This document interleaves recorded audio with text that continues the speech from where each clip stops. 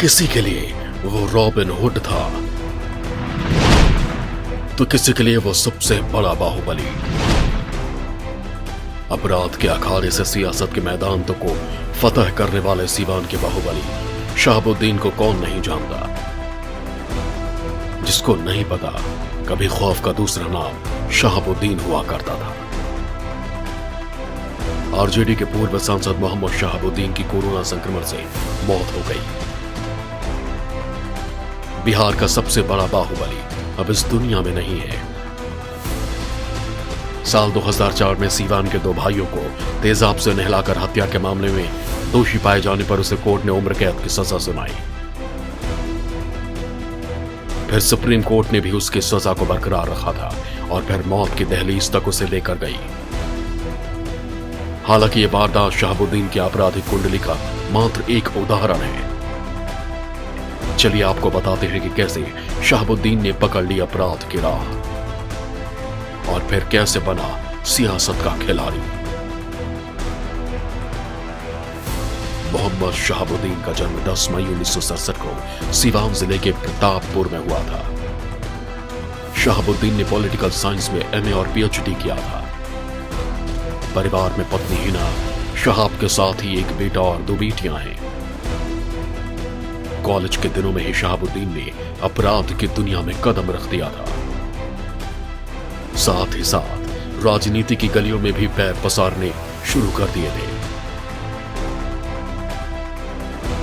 अपराध की सीढ़ियां चढ़ते चढ़ते राजनीति के गलियारे तक पहुंचने वाले शहाबुद्दीन पर हत्या, अपहरण, रंगदारी, घातक हथियार रखने और दंगा फैलाने जैसे दर्जनों मामले दर्ज हैं।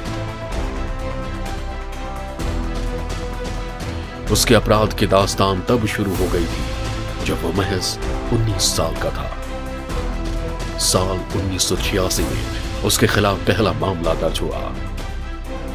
शहाबुद्दीन ने जब क्राइम की राह पकड़ी तो पुलिस ने उसको हिस्ट्री शीटर घोषित कर दिया। अपराध की दुनिया में शहाबुद्दीन का कद बढ़ता जा रहा था। फिर बाहुबली शहाबुद्दीन ने पहली बार राजनीति की गलियों में कदम रखा।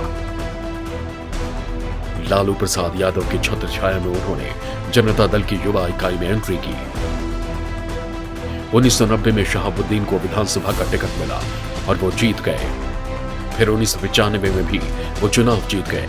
उनकी बढ़ती ताकत को देखते हुए पार्टी ने 1996 में लोकसभा का टिकट थमाया और शहाबुद्दीन सांसद बन गए। लालू के खास शहाबुद्दीन को 1997 में राष्ट्रीय जनता दल के गठन के साथ ही पार्टी में जगह मिली। बिहार में आरजेडी की सरकार और शहाबुद्दीन की ताकत सत्ता के साथ बढ़ गई थी। धीरे धीरे शहाबुद्दीन पर सत्ता का नशा चढ़ गया। कानून को ठेंगे पर रखने वाले ने अधिकारियों के साथ भी मनमानी करनी शुरू कर दी थी। इस बीच कई अधिकारियों से शहाबुद्दीन की मारपीट की भी खबरें आने लगी। शहाबुद्दीन फिल्मी अंदाज में 2000 के दशक तक सीवान जिले में समानांतर सरकार चला रहे थे। वो अदालत की तरह लोगों के लिए फैसले किया करते थे।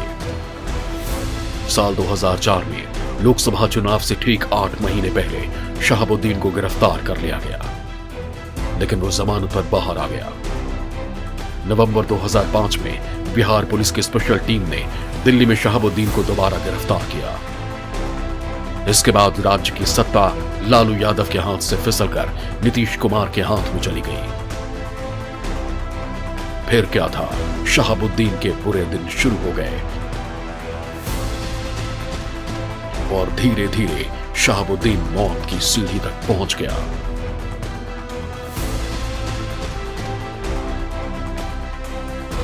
National desk, news live.